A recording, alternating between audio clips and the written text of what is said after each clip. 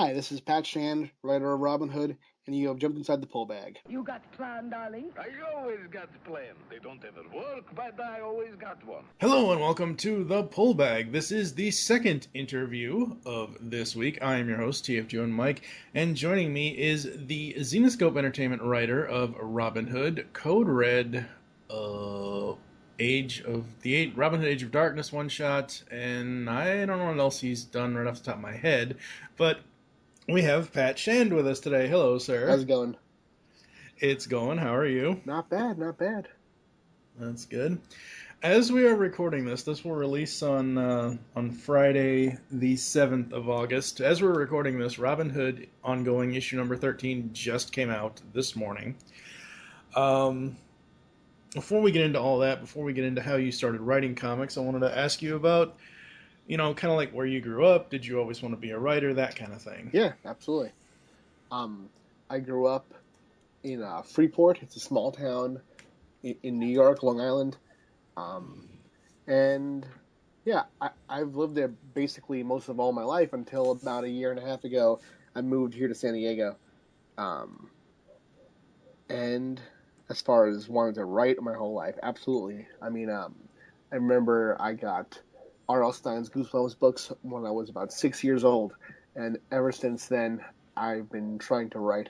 I wrote little short Goosebumps fan fiction stories on my mom's typewriter. Which makes me seem a lot older than I am. I just like the typewriter. Yeah. And ever since then, I was doing my own stories.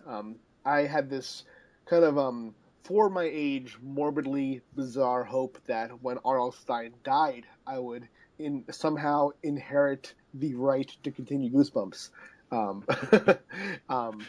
But yeah, no, I've always wanted to write. It's always been, there's never been a sort of second career option. I've never had any other desire, except for a short time. I was pretty sure I was going to be in a screamo band, a famous screamo band, which did not pan out for the best for everyone besides me. But yeah, always wanted to be a writer for sure. Awesome. All right. So when you were a kid, was it maybe a parent or grandparent, aunt, uncle, who said, "Here, kid, take this comic, go away, you bother me"? Well, kind of, yes. There was one point where my uncle came home from a trip to the city with a box of comics, and that was pretty much it. They had comics. They had this box had Peter David's The Hulk. It had my favorite was Stephen King's Creepshow comic. It's like this oversized, basically a trade paperback adaptation of the film. And there was some Rocketeer stuff there. But the only one that I liked a lot was Creepshow. I did not fall in love with comics then. It wasn't until I just read those and I enjoyed them, and they were a part of my childhood, but compared to, say, like Goosebumps and Harry Potter and just other prose, actually, comics were a small part of my childhood, and I didn't really get into comics hard until around 2007, when Joss Whedon started doing Buffy Season 8, and then later on, IDW and Brian Lynch put together Angel After the Fall, because Buffy and Angel were always my two favorite series. And now I was seeing a means to continue getting stories about these characters that I love, which comics is great about. There's no other medium that takes these cult classic properties and continues them nonstop like comics has. There are some novelizations and some continued novels, but no one does that like comics does. So I started getting more into comics then, and then I branched out reading books like Runaways, Why the Last Man, all the stuff that Brian K. Vaughan was doing there, and then more Marvel titles and DC titles. And as an adult, my world view about comics was opened up, because I never pictured myself writing comics. I always pictured myself writing, especially young adult novels, but just novels in general, short stories and screenplays. But then when I saw the world of comics sort of opened up for me, I saw how interesting that world is, and how different it is from what I thought it could be, based on the older comics that I had read, which I didn't connect to. But the modern comics, I found that any story I could tell in a novel or in film, the language of comics had changed, and I was captivated by the way that these writers and artists were telling stories together, and I instantly, upon seeing that, especially what Brian was doing, definitely wanted to be a big part of that. Yeah, I'm not I'm the same way. I never really got it. I knew about comics as a kid and whatever else, but I never really got into them too heavy. I was too busy reading R.L. Stein's other series, the one I prefer, Fear Oh, Street. Fear I was too Street. busy reading Oh, that yeah. and the Hardy Boys case files and all that stuff. And Right. for me, as I went through and we came about for Batman the Animated Series and Superman, the whole DCAU, and then in 2012, and the listeners would have already heard this by now since the pullback's been around for a few years now. But it's one of those things where in 2012, DC's like, hey, guess who's back, and guess what we're doing? Death of the Family, and the Joker's back. And I'm like, oh, this would be interesting. And then I slowly started picking, like, I was all DC for about a year Right. before the podcast started. Because my main thing with comics is, and this goes for DC as well, oh my god, Batman 799 just came out. You mean I have to read 798 other comics to catch up? And I know that's not what it is. I understand that now, but that's what my fear was in the beginning. And it's just one of those things where, now I find myself in the 2.5, 3 years, almost 4 years that I've done the show here, that DC isn't everything to me anymore. Right. They've changed things and screwed characters over that I really love and killed people off and brought them back as copycat Nick Furies and whatever the hell else. And I've branched out. I'm more into IDW and Image, and I honestly don't even know how I found Robyn Hood. I honestly have no idea how I found Zenescope Entertainment and your Robyn Hood series. I really do not remember at this point. I remember seeing something online, or Right. I don't even know at this point. But back in July now, I spent 5 weeks reviewing everything up until the Legend trade, Right. and we weren't going to get into the ongoing right then because that's a lot of books to read already. Yes, it is. So your reading habits today, are you more Marvel or DC now, or do you just read as much as you can get your hands on, or are you more independent publisher, or how does that work for you? Well, here's what it is for me. I read each company in different ways. Like, all right, Marvel, I'm reading in trade, so I'm super behind on Marvel books, but I am more invested in the Marvel universe. So I'll read. I have a list of Marvel books that I have to get and ones I have to read, and essentially I'm reading the modern Marvel universe in order. So right now I'm around the Avengers versus X-Men crossover. I'm about to get into that, but like there are some Marvel books that I read monthly, but right now I'm a bit lost with the Secret Wars thing because I'm not reading all those books, so I'm not really sure what's going on, and I'm not at all invested in the current Avengers storyline, so it's just it's very confusing for me. So I'm enjoying the books that make sense on their own. Like I recently read the Secret Wars version of Runaways, and that was really good. That one stood alone by itself, so that I enjoyed a lot. Um, but as far as DC, I'm kind of current on those, but with them, I'll sample a number one and a number two, and if I like it, then I'll buy the trade when it comes out, because it's just I like so many of the books that I can justify buying the single issues and the trade, And I want to support the writers who are doing big things, but when it comes down to it, I have to choose to support the monthly indie books. So I'm reading a lot of Image Monthly, a lot of more Dark Horse now too. I wasn't reading much Dark Horse for a while, but they're putting out some pretty good stuff now. Definitely. And Black Mask is doing great now, and Boom is killing it. So I'm reading a lot of monthlies from those. Yeah. Yeah, for me with DC, I think I'm down to 3 books for them, which 2 years ago I was up to like 9 or 10. Right. Right now I'm only reading the 6-issue series for Batmite, the new Batman Beyond ongoing, and of course He-Man and the Masters of the Universe. Right. Granted, that's not technically their property; that's a licensed property, but still, it's with them. Marvel, I hit or miss. Honestly, Marvel, it depends on the character for me. Sure. Like, I loved Superior Iron Man. I thought that was so cool. Right. And, oh, nope, guess what? All new Marvel, no more Superior. I'm like, oh. IDW, I read a lot of IDW between Turtles and Transformers and all that stuff. Yeah. And then Image, I was reading Cowl until they ended that.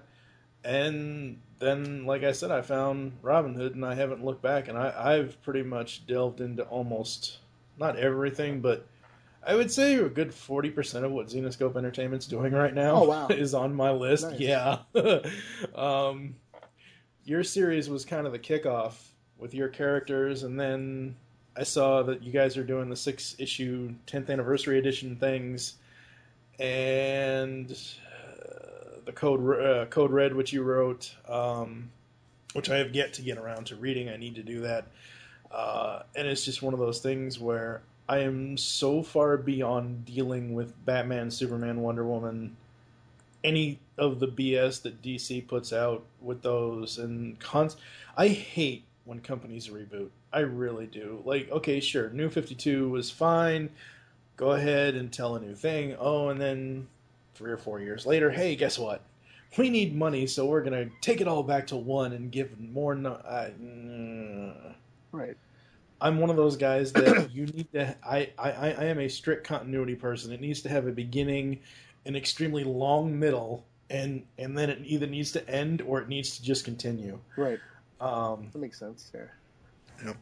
So, when you came to... Like, how did the whole... And I'm not asking for the business end of the dealings with Zenescope, but how did you come to be involved with that company and start your career as a writer?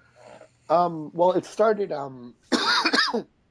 started with Angel, actually, at IDW. I wanted to write that book because I love that book more than any other one going on. And it's the one that got me back into comics, of course, I mentioned before. So when I was at New York Comic Con when the book was going to end, they were putting out the final issue of the ongoing series, and then eventually Angel Yearbook, which was going to be a collection of new short stories by all the writers who had written Angel at IDW, drawn by all the artists, the fan favorite artists who had done it there. So for some reason, IDW let me tell a story in that book. I had been reviewing Angel for a while, and I got to go ahead to pitch for that because they were appreciative of the press that I had gotten them, the reviews that I was doing, and eventually, after pitching for a while, I got the green light, and then they asked me if I would instead like to do a short prose piece about what the series means to me, and I was like, listen, I've done many of those on my website. I would love to write a comic, and they were like, absolutely. So I was super excited about that. Got a short little 2-page Angel story in a final book at IDW, and instead of just sort of taking that dream come true and leaving it be, which I could have done because I did want to go back to writing prose, I instead used it as a sort of stepping stone, and I just hit some companies up, told them that I wrote for Angel at IDW, and I didn't specify that it was just 2 pages. And then I got some bites. I wrote some pieces on Joss Whedon for Titan Books. That was more like a literary criticism thing. And then I did a two issue miniseries and a one shot for Big Dog Inc. And I started working for Zenescope on the side, doing some of their one shots, like the holiday edition from 2011, and then the annual in 2012. And after the annual is when I went out to Philly and for Wizard World Philly, and they gave me the offer to write Robyn Hood. And then after I submitted the first issue of that series, the original series, I got the call from Ralph asking how I would feel about going exclusive, and it just seemed to be a fit then. They wanted me to write between 3 and 4 books monthly, and to me back then that was a dream come true. I couldn't imagine that. I couldn't imagine the idea of having my name on a shelf 3 out of every 4 weeks. That was insane to me. So I quickly jumped on that. I thought that was the coolest thing in the world, that I was going to be much less published monthly, but published at all. It was still very, very new to me, the idea that my work was going to be read.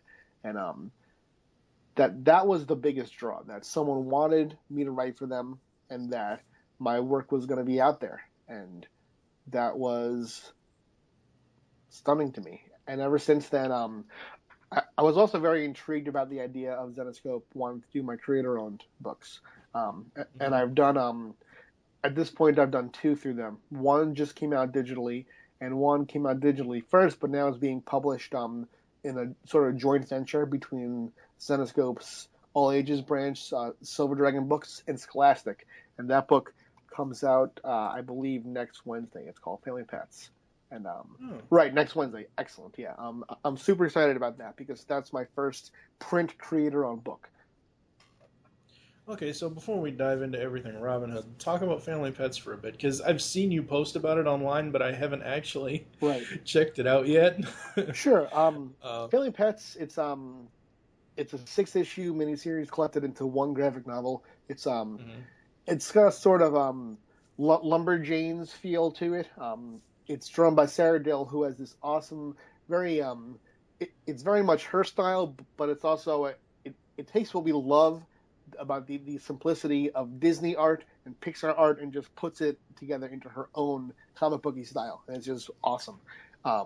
And what it's about is Thomasina, who is this 16-year-old girl who's being brought up on fantasy literature. She loves Harry Potter and she loves Narnia and all that stuff because those books have sort of given hope to people like her. She grew up with no parents. Her parents were killed, and she has this sort of almost perverse desire that it's made her special. That her pain will be made valid by something magical happening. She's sort of a hoped against hope that these books would come true for her, and the book is sort of her coming to the realization that it's not, and that she suffered an actual loss. Until there's a twist early in the book where it seems that something strange is going to happen to her, that her family has been turned into pets, and her pet Snake has been turned into a dashing young British gentleman, and he sort of leads her on this adventure to find the French horn-playing wizard who did this to her. And she has to grapple with the realization that even when something magical does happen, it's not what she expects, and she comes to terms with her loss through that. Wow, that sounds like it's really complicated, but it sounds like it's really fun. Thanks. It's weird because mostly when you want to do a young adult book, it should be an easy sale. It should be an easy concept, but I can't really do that. The concept for me is just the story, but the characters are what matters to me. So it's super hard for me to try to sell a story in so few words when I really have to. It's the execution that gets into it for me, because if we talk about Robyn Hood on the surface, it could be any story, but what I think makes Robyn Hood stand out is the heart, and it's hard to talk about that. It's hard to get people to buy into something as a concept, because what's crazy to me is sometimes, especially in the earlier days of Robin, I would go online and see people comparing it to Arrow, saying that it's a ripoff of Arrow. No. But first of No. all, I've never seen Arrow. You know, like Really? I've never seen Arrow. I've in my life I've read one Green Arrow book. You know, I'm not into that title. I mean, I'm sure I could be. I'm sure I could be, but I just haven't gotten into it. And it was so funny. I was like, do you guys know that Robin Hood came first, right? Like Robin Hood came way before Green Arrow. Yeah. So what were so I mean, you know, Robin Hood was Errol Flynn, for crap's sake. That's way before Green Arrow. Um, with Robin Hood, when you started, what was the process? What were the, if you remember, what were the meetings like of doing the story the way you did it? Was it always going to be a female version? Was it always going to be that? I don't know how to really word the rest of this question, but what was the process in getting the book off the ground? um all right. So back then especially, what would happen was I would get for a miniseries, I would get a rough outline from Joe. Joe and Raven usually with Ralph. Mm-hmm. Because right now what we usually do now is Ralph, Joe and I will together put together ideas for an outline, and then a writer will pitch. Back then, we would they would hire a writer and give them the first issue fully outlined and a breakdown Mm-hmm. of what they'd like to see with the rest of the series. And I honestly was not used to that process, so looking back, there's a lot that I wish I would have challenged and changed, you know, because I got the first issue outline of Robin Hood, and honestly, it was not what I expected or wanted to do with the title. Um, What did you want to do with the title? kind of what I'm doing with it now in the ongoing Okay. series. But but by issue two, I was able to take over outlining it, and but by doing that, I was able to put more of my voice into it. But I remember talking with Raven and trying to get some aspects of number one changed, but there was a sense that I shouldn't rock the boat so early on. Um, but Yeah. right, so yeah, it's kind of hard for me to look back at the first series because it really became what I wanted it to be with Wanted and Mm-hmm. the Age of Darkness one shot and especially Legend. So those two stand out to me as when I found Robin. You know, I found her voice and I found what I could do with the series. Um, because the first volume was like a revenge kind of series, and Mm-hmm. that's not what I'm into. You know, I'm I don't watch those like a woman is wronged and has revenge movies because they're almost always written by men. You know, they're almost always directed by men who don't have a real sense about what depicting violence against women means and Yeah. how problematic their depictions tend to be. So it's hard for me to look back at Origin, and I've recently gone back and changed some aspects of it for a reprint of the trade, which I hope gets that series closer to what I envisioned at first. Mm-hmm. But yeah, and two through in time I learned more about collaboration. You know, because then I was for some reason worried about rocking the boat because I didn't know anything about comics really. I didn't know much about Zenescope. But now I have weekly conversations with Ralph on the phone, and he and um, I always tell him what I feel about stuff.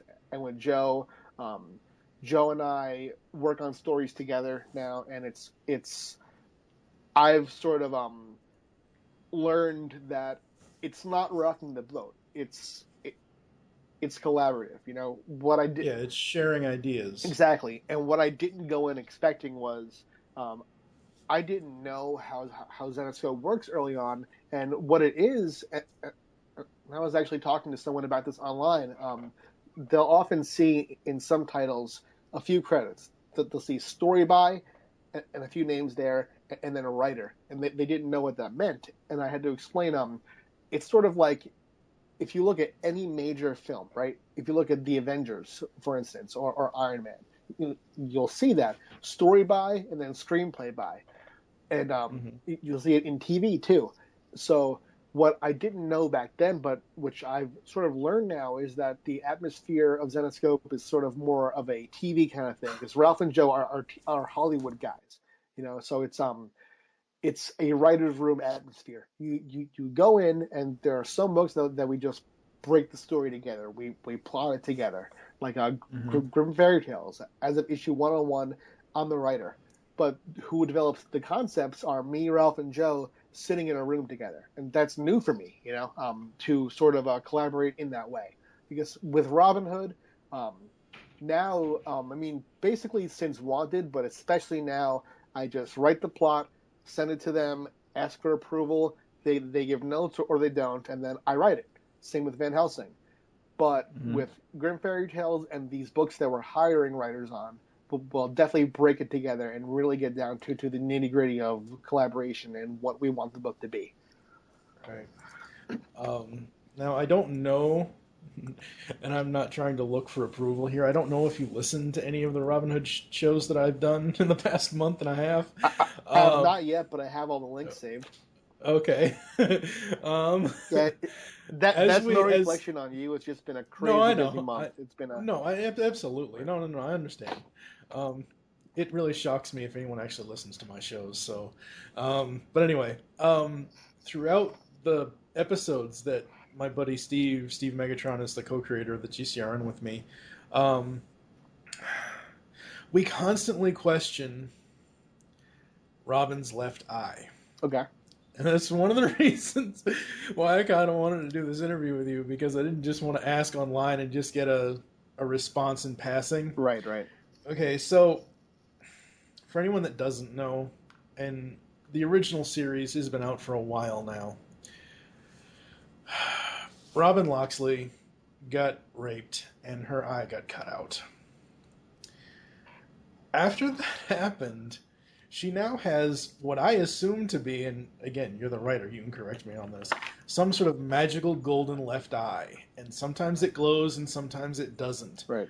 What is the purpose of the eye? Is there anything behind, any kind of magic or power? Like, I know with her bow, something with her bow, she can see through it if she's using her magic bow, but why does the eye glow half the time? All right, well, first, I do want to clarify that we've taken that aspect of the first trait out.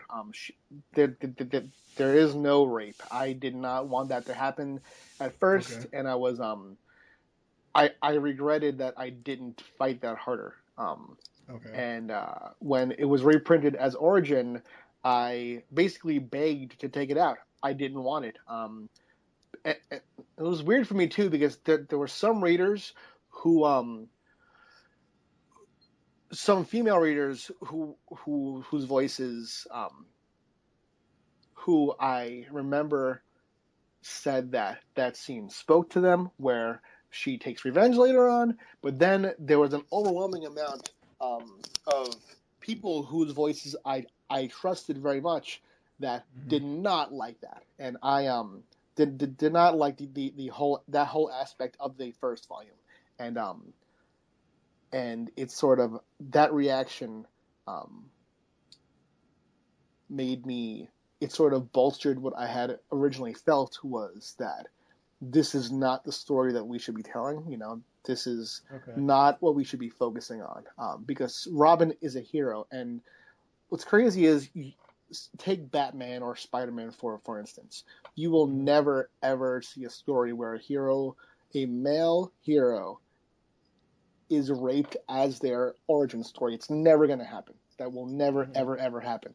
It's happened to women characters, female characters, so very often. It's problematic that it's such a pervasive idea.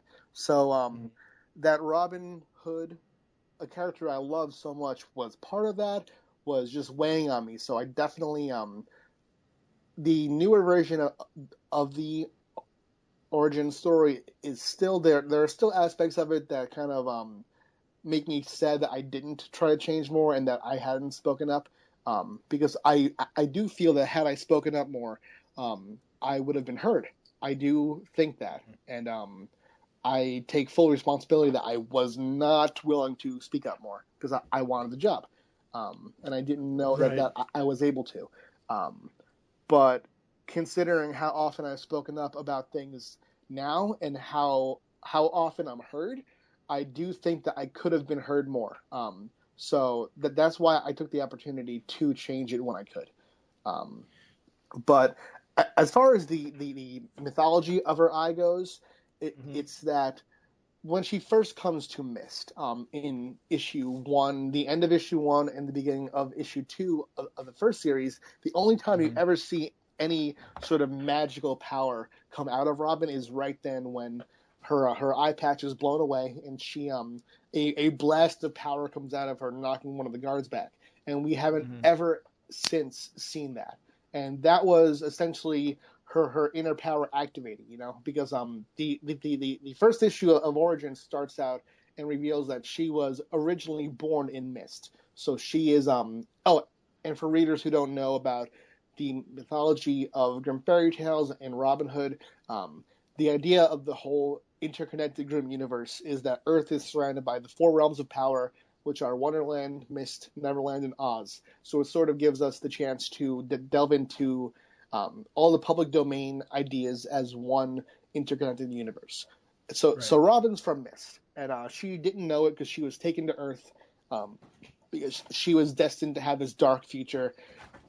And Shang, who was a warrior for Mist's High Council, decides to spare her and take her to Earth. So when she comes back to Mist as an adult, that is her inner power, which has been dormant, activating.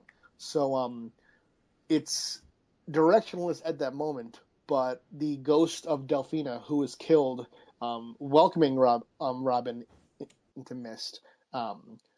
Delphina's ghost comes to her and essentially she puts the jewel from her necklace onto the bow Robyn took from one of the guards, and that allows it sort of gave a direction to Robyn's magic because Robyn doesn't have control over it until then, and it enables Robyn to see through that gem instead of her eye, which she can't see through. So a lot of people have challenged the idea of Robyn having depth perception because she only has one eye, but that gem acts as her eye, and so sometimes it glows based on like the area that she's in. If it's super dark, it's going to glow, but if she's in a light area, it's not going to glow. But that's definitely a matter of artist depiction for sure.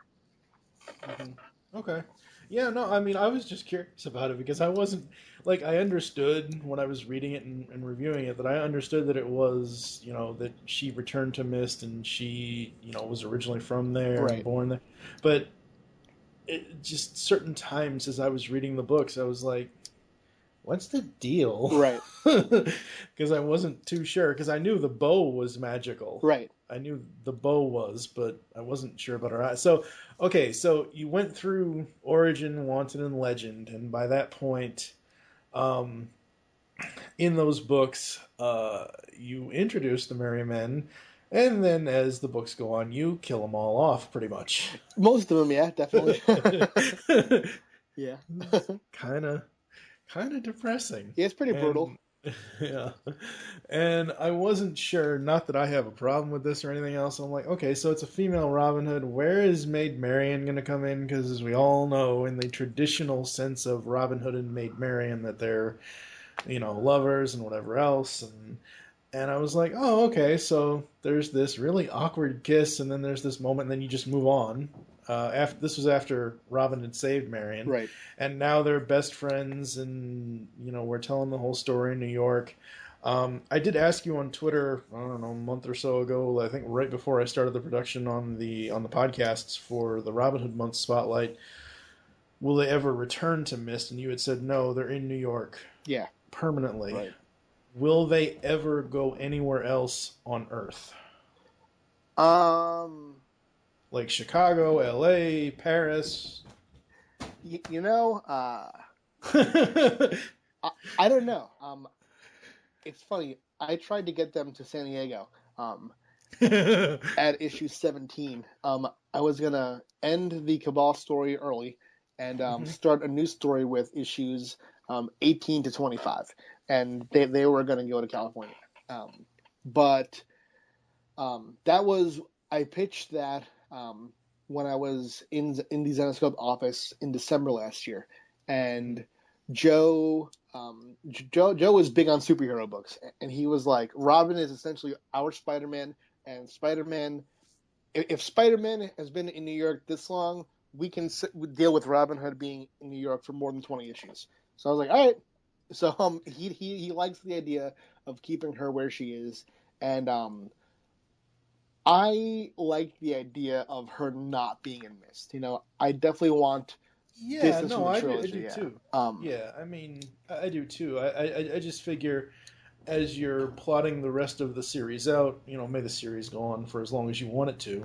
Um, I just thought that there might be some story in the future where they have to, do a whole realm jump back into Mist for a while, or Right. I don't know, because like I said, I'm only somewhere between 20 and 40% into the Zenescope library. They haven't been to any of the other realms, right? They've only been They've between not. Mist and. Okay, Right. that would be It cool. would. I once thought of pitching Robin Hood in Wonderland. Um, Oh, that would be so awesome. but I have not gotten to that yet. Yeah. But actually, Jeff Massey and Massey he was my college professor, and I got him a job writing comics, and he's a wonderful writer, and he's been writing their Oz stuff, and he recently wrote the 10th anniversary Red Riding Hood one shot, and I really wanted to do a Robin Hood Red Riding Hood series with him. So he and I put together a pitch for a 5-issue story where Robin goes to L.A. and she and Red Riding Hood are fighting against a gang of monsters there. So I'm not sure if that's going to ever come to fruition, but it's a cool story, and that has Robin in California for at least Yeah. 5 issues. So I remember I think it was issue 11. You sent her and Marion to New York Comic Con, right. and they even if it's just for an issue, they so need to go to San Diego Comic Con. Right.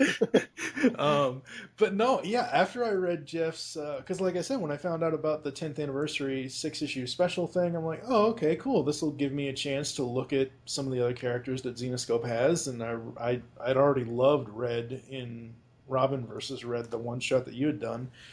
And I was like, oh, okay, this would be interesting. And I read that, and I'm like, after I read it, I think I immediately tweeted to Jeff, I'm like, we need a Red Riding ongoing now. Oh yeah. Right. We need one now. But I think it would be cool for a miniseries for Robin and Red to team up again. I mean, the one shot was great. So Yeah, and I actually brought Red back.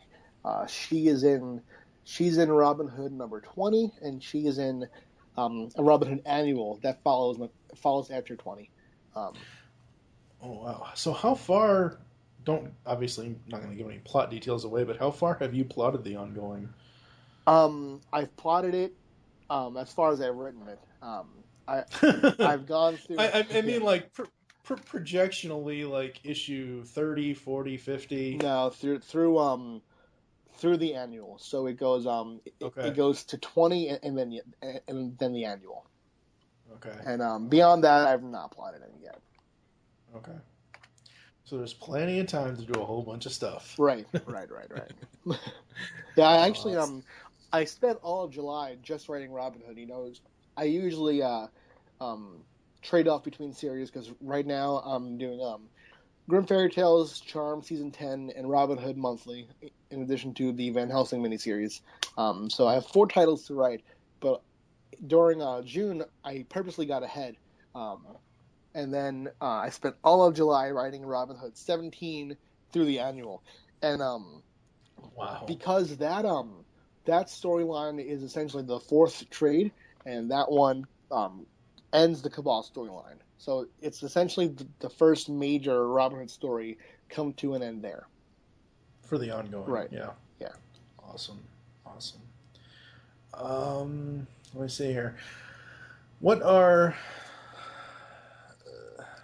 for the ongoing? What is your, again, not wanting to give story details away, but what's your overall goal with it? The overall goal, I have many different goals with the ongoing, and it's shifted over time because, Okay. if I'm being honest, I originally wanted it to be a romance book between Robin and Marion, Okay. but couldn't get Zenescope on board with that, and that's why I invented Sam as a character, Sam, Marion's girlfriend, who Mm-hmm. I'm very glad about because Sam has become a very important part of Robin Hood, and especially of this most recent arc that I wrote. I really loved writing Sam, but Robin Hood has shifted, especially the character. When I realized that they weren't going to let me do what I wanted to do with Robin and Marion, I had to think of a much different arc for Robin, and a lot of it has been Robin coming to terms with who she is. So it's it's an exploration of New York City as a microcosm of humanity, and it's looking at all of the good and all of the bad, and asking what if the bad outweighs the good? What if it's not good enough? Is hope that it can be better good enough to move on, or is it not? And it's seeing humanity also through two different perspectives. Mm-hmm. It's Robin and Marion, and with Robin, she's lived in New York for basically all of her life. You know, for the times that Right. she wasn't fighting a war in Mist, she was in New York, and she has seen it at its worst, and it's her, it's normal for her. It's normal for her. So she's very pessimistic about what she sees here. And then you have Marion, who comes from Mist. Mist is a world years behind ours, centuries behind ours. Marion couldn't even come out in Mist. And then Mm-hmm. there's a scene in Robin Hood 20, and it's a flashback to when Marion first got here, and she sees a gay pride parade, and she is stunned. And Marion sees the world for all, all right, so Robin sees it for all that it's missing, and Marion sees it for all the progress, all that it's trying to be, and all of the hope that it's going to be better, that it's going to be a lovely place someday, and it might already be. So Mm. yeah, it's sort of those two perspectives colliding and trying to figure out, is one right? Is there a balance? Is it worth it? Is it not? And sort of basing your life decisions around that. And also roller derby. Yeah, we can't forget the roller derby. That's right. Definitely can't. um, when you when you go to write Robin and Marion now, since you weren't allowed to do the whole love thing with them, from reading the ongoing, I see it more as best friends. I see it more as kind of like a family kind of thing. Is that what you're now going for with those two characters, or It's hard to talk about, because okay, but they're more to one another than just best friends. right? There's, even the way that they deal with one another, there's an innate romance to it, and I think that through creating Sam and having Sam be Marion's girlfriend, it's sort of pushed me and pushed the characters to sort of wonder about the nature of that relationship, because it's not a heteronormative relationship. They're Mm-hmm. Marion's a lesbian, and Robin, it's not in text, but to me as a writer, I write her as bisexual, um, and Okay. uh, Robin, right now though, she's not looking for romance, and she's getting something out of her relationship with Marion that she isn't getting elsewhere, you know, and that's sort of it's not become a placeholder, but it's become sort of all the energy that she would direct toward a romantic relationship is instead through Marion, and it might even mean more to her because of that. So she's asking questions about her own sexuality and her own quest for happiness through how much she cares about Marion and what this relationship means to her, and if Marion and Sam are going to last, what losing that means to her, and if she does have to lose that, you know. So it's not a sort of normal relationship that you would normally read in a comic, because it's it's not one that we've defined, you know, and it's I Right. think that some readers have wanted me to define it more, because I definitely don't want it to be based on what I couldn't do. You know, it's not Right. Yeah.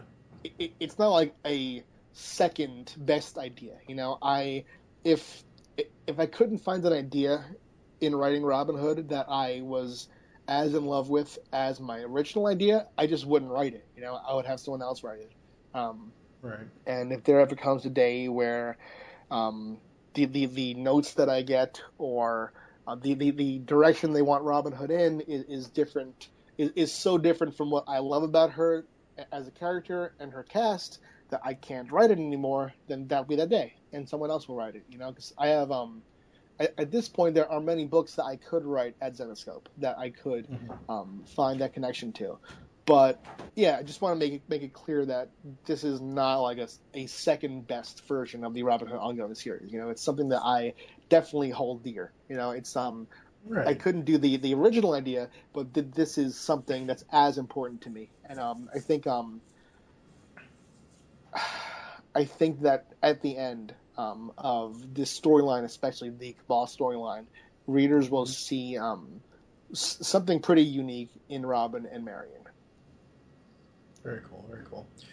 As you know, I've seen you've had some editorial stuff go on. I know you. I think you edited Red Riding Hood one shot, right? I did, yeah, I did. Um, what's the difference in the process of writing and looking over your own work and then sending it to whoever may or may not be the editor, or if it's you? Or what's the difference as a writer and an editor at Zenescope as far as the process of looking over the work, and how many notes generally would you get on a Robin Hood issue, or how many notes do you give out to other people? Um, I don't give many notes at all.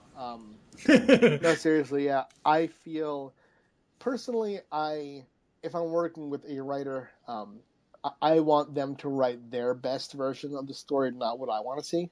Um, but I've been lucky enough that with Jeff Massey especially, I read his books as a fan, so to edit them is just it's so easy because he has such a great sensibility of what he needs to see. So sometimes with editing, especially with Jeff, it's Mhm. it's less me giving notes and more me saying, "Hey, you know, like this artist is going to take care of it, so don't worry about it. You know, don't worry about all these notes because the artist is going to do so well." And then at the end, we just sort of yeah, just all collaborate together. And what I do with the books that I edit is that I've started doing mass email chains instead of. I remember back, especially when I first came on Zenescope, we were working with some editors who didn't want the writer and the artist in direct communication.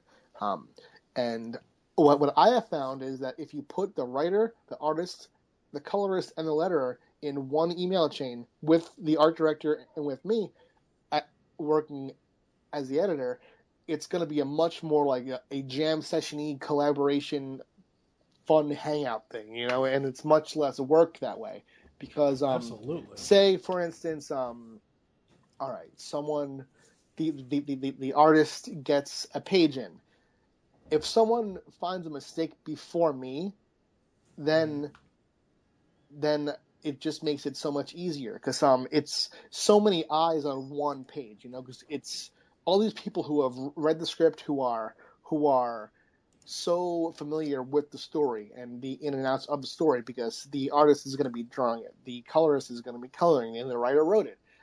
Of course, they're more familiar with it than even the editor, whose one job is to be so familiar with it. But I can never have the connection to that book that, say, Jeff Massey does, because he created that story right there. So I think that making sure that he has the connection to the artist is essential, and it's how other companies do it, and it's something that I've wanted to start doing here, and I think that it's been super successful. Absolutely. So yeah, but as far as the notes that I get on Robyn Hood, it's interesting because it's different with me giving notes because I don't own any of these books except the ones that I do. But Joe and Ralph own Robyn Hood. They own Grimm Fairy Tales. They own the Grimm universe as a whole. So they are more hands-on with even the writers that I'm editing because all the scripts have to go through them, as opposed to me, who I can chime in with, say a writer is having a character act out of character or having them say something that I feel they wouldn't say in that point of time. I could write a note to Ralph and Joe saying, hey, what do you guys think about this? But in the end, it's on them to give the notes because the world belongs to them. So on Robyn Hood, I'd say 7 out of 10, I'll get good script approved. Great script approved. And they'll approve it for art right there. Maybe 2 out of 10, I'll get, hey, here are some very minor notes. If you apply these, you can go on to art. Then 1 out of 10, I'll get, could we rewrite the whole script and just do it this way instead? And then I'll have... How many times? Okay, you said 1 out of 10, but what books did that happen on? That happened on Robyn Hood 13, 14, and 15. Wow. Yeah. So... Dang. Yeah. Basically, they wanted more action in those books, and I wanted, and looking back, especially 15, I feel because since I care so much about craft and about story, and so much about the characters. These characters, Robin and Marion especially, mean the world to me. So it's never just it's never as businessy as it sounds. It's never as much redo the whole script and keep nothing. It's never like that. It's more when I get that note, I'm on the phone with them almost right away, just talking about ways that we could sort of find a middle ground between what they want and what I want. Because I didn't, I write the outlines, and then if the script is different, I didn't change the idea to say, hey, fuck you guys, no.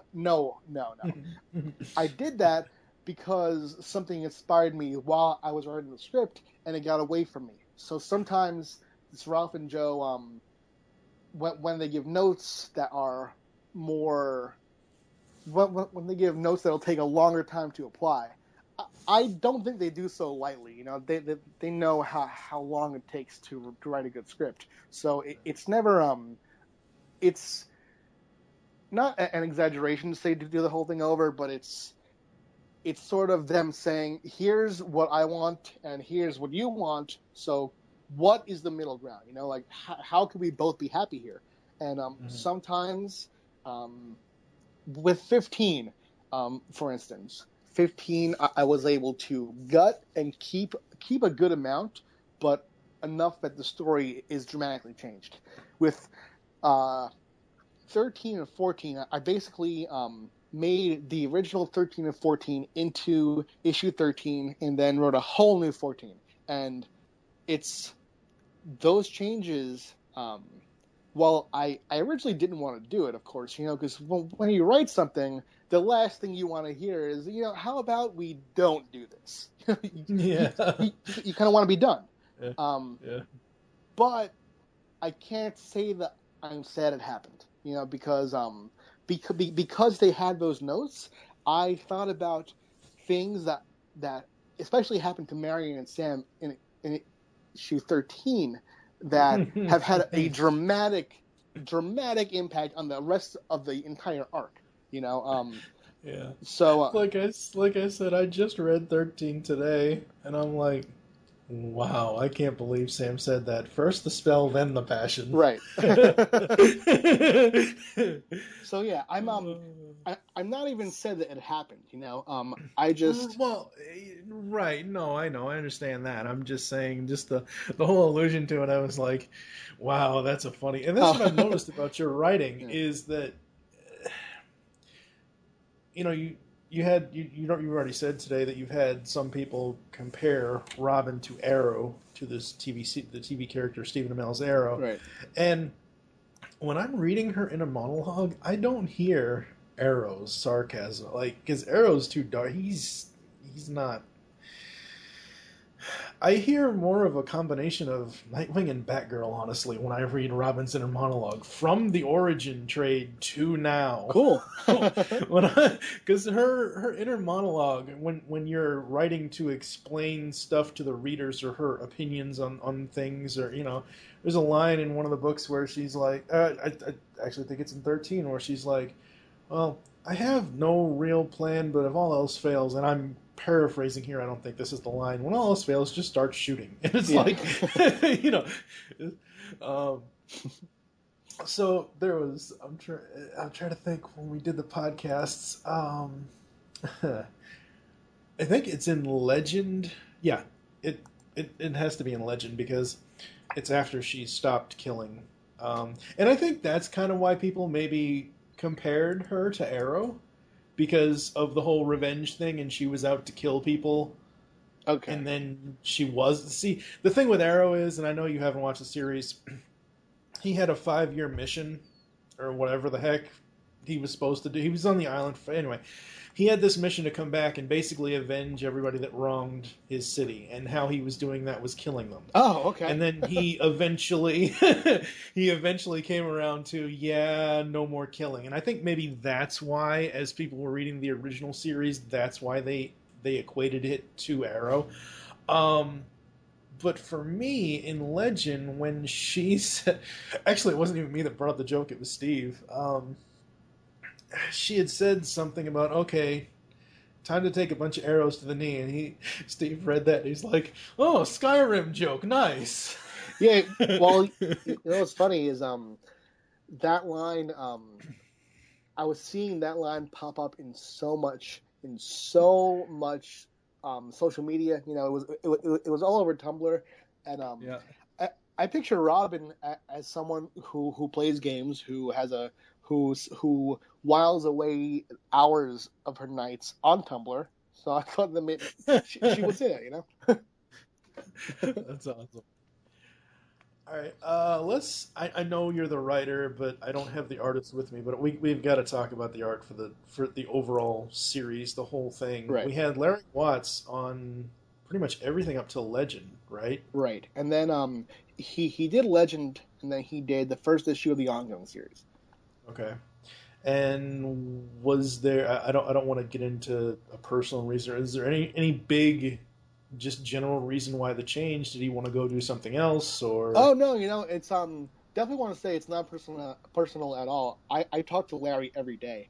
Okay. But there just came a point where Larry had drawn so many issues of Robin that the day came when he called me when he was finished with number 1, and he was like, how about we get someone else for a while? Because he was just he's burnt out, right, and not that he didn't want to draw Robin, but just that he had done so much and he was just so busy because he has multiple jobs, So the idea of doing a monthly book was a lot different than doing a miniseries, because he had done Origin, Wanted, and then Legend.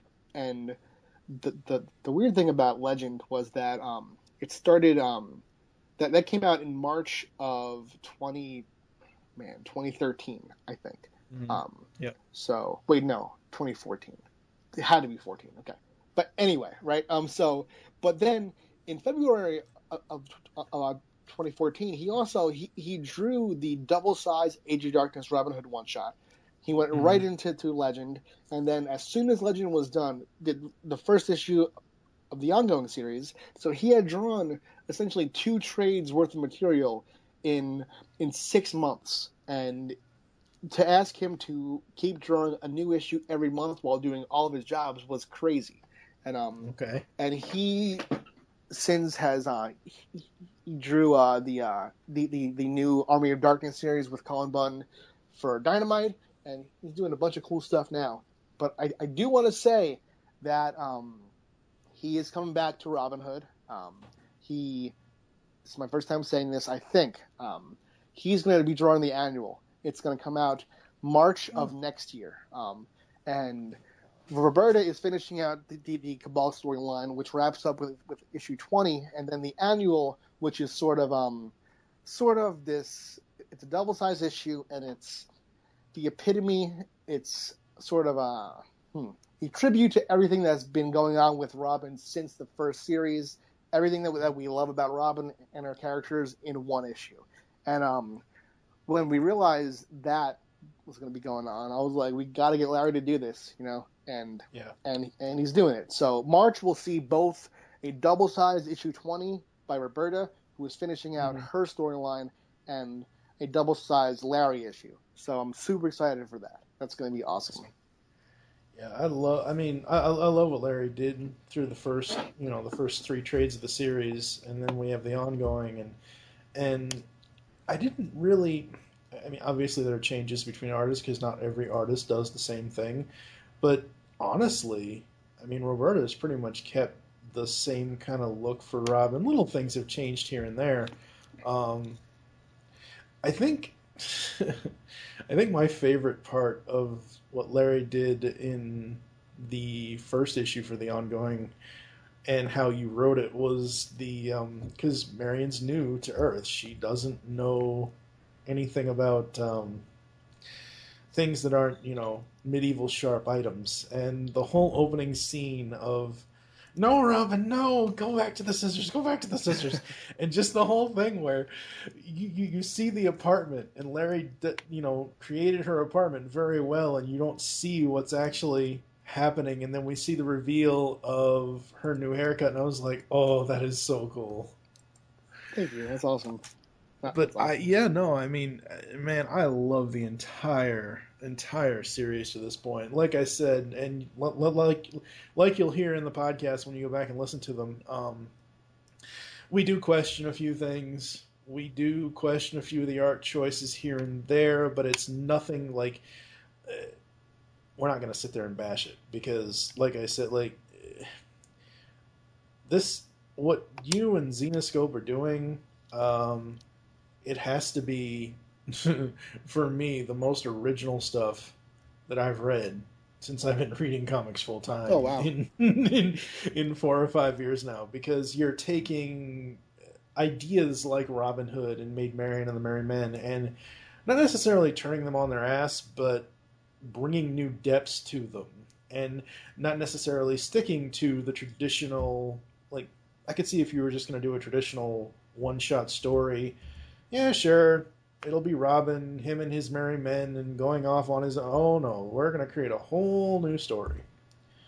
And a whole new set of characters. So, I think that's about it, unless you have anything else you want to spill to the fans. I mean, Robin Hood 13's out today. Pretty proud of that one. And, so we have Robin Hood 13 out today. It features Liesl Van Helsing, and then Van Helsing has her own miniseries coming out August 19th. It's called Van Helsing vs. Dracula, and that follows Van Helsing out of Robin. Her 2-parter in Robin is issue 13 and 14, and then she goes on her own adventure, and then she's back in Robin full time as of issue 17. So she'll be like the after Robin, Marion, the Rotter, and Sam, Van Helsing will be the 5th main character. Oh, interesting. Awesome. Where can the people interact with you online, sir? Twitter, I'm at Pat Shand. Tumblr, I'm Pat Shand. Facebook, you can search Pat Shand. I have a page and a friend page. You just if you friend me, just message me and let me know who you are. So I know who you are. And Instagram, I am at Pat Shand. So it's Awesome. basically kind of across the board, Pat Shandy. And Pat Shand. if you want to send me an email, I'm patrickeshand@gmail.com. Awesome. So yeah, pretty, All right. fairly straightforward. Yes, very straightforward. All right. Thank you so much to Mr. Shand.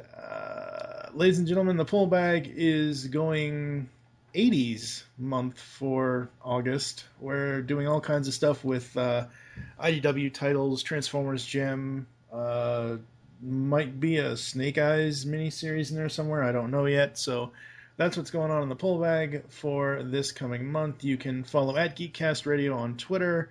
Head on over to geekcastradio.com. Check out all of our content along with this interview and others.